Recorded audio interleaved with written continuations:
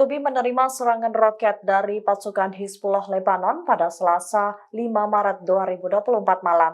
Serangan itu membuat Iron Dome Israel harus bekerja keras untuk mencegah telusinan roket yang masuk ke wilayah tersebut. Setidaknya ada lebih dari 50 roket ditembakkan dari Lebanon ke arah wilayah Galilea atas. Serangan ini memicu terjadinya pemadaman listrik di Kiryat Shmona di wilayah utara Israel.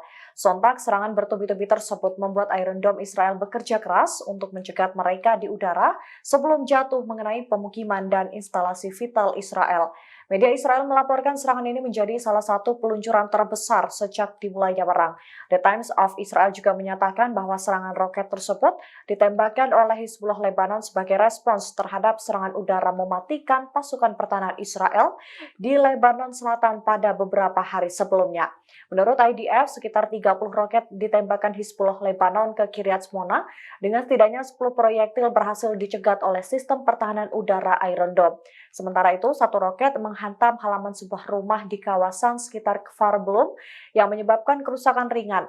Sementara sisa roketnya menghantam area terbuka dan diklaim tidak ada laporan mengenai korban cedera. Selain itu, sirene peringatan juga terdengar di wilayah Kiryat Shmona dan beberapa komunitas terdekat lainnya. Hizbullah mengaku dia bertanggung jawab atas serangan tersebut. Alhasil, IDF pun mengirimkan serangan balik yang menargetkan posisi peluncuran roket Hizbullah di Taibeh, Lebanon Selatan.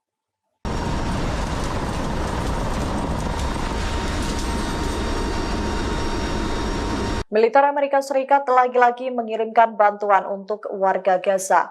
Ini merupakan kali kedua mereka melakukan operasi pengiriman bantuan bersama dengan Yordania, Mesir, dan Perancis. Bantuan itu diterjunkan pada Selasa 5 Maret 2024. Setidaknya ada lebih dari 36.000 paket bantuan makanan yang dikirimkan ke Gaza Utara.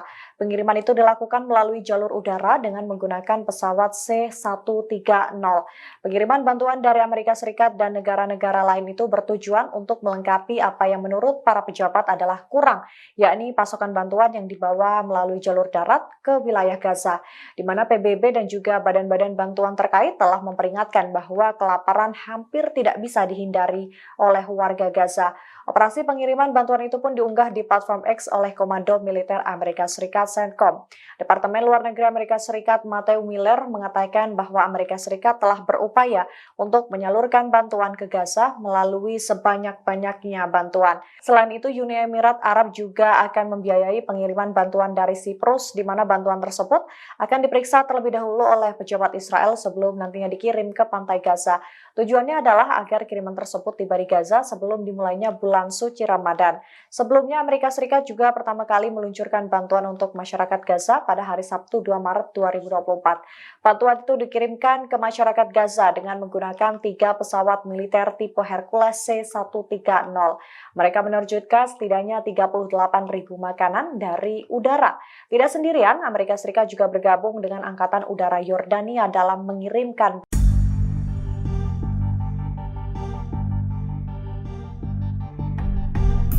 Perdana Menteri Israel Benjamin Netanyahu akhirnya mengizinkan warga Gaza untuk masuk ke Masjid Al-Aqsa saat Ramadan tiba. Namun ada beberapa syarat yang diberikan Netanyahu dalam perjanjian ini. Netanyahu mengatakan akses yang diberikan untuk warga Gaza bisa masuk ke Al-Aqsa hanya berlaku untuk minggu pertama Ramadan saja.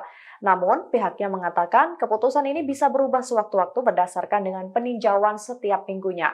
Sebagaimana diketahui, puluhan ribu jemaah muslim biasanya setiap tahun melaksanakan sholat Ramadan di Masjid Al-Aqsa. Sebelumnya, Menteri Keamanan Nasional sayap kanan Israel Ben Gvir melarang warga Palestina di tepi barat untuk masuk ke Masjid Al-Aqsa. Menurutnya ini akan menimbulkan resiko besar di tengah perang. Namun keputusan itu dicabut oleh Kabinet Perang Israel. Menurut Kabinet Perang Israel yang terdiri dari Menteri Pertahanan Yoav Gallant dan Menteri Benny Gantz, serta beberapa menteri lain yang bertugas sebagai pengamat, tindakan ini dikhawatirkan bisa memicu ketegangan antara kedua belah pihak.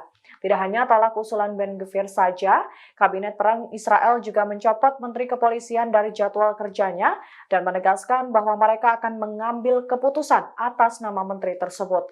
Beberapa anggota kabinet di atas juga mendesak Netanyahu untuk melarang Ben Gvir mengambil bagian dalam keputusan ini. Sementara itu, Amerika Serikat juga meminta Israel untuk memberikan izin kepada umat muslim beribadah di Al-Aqsa.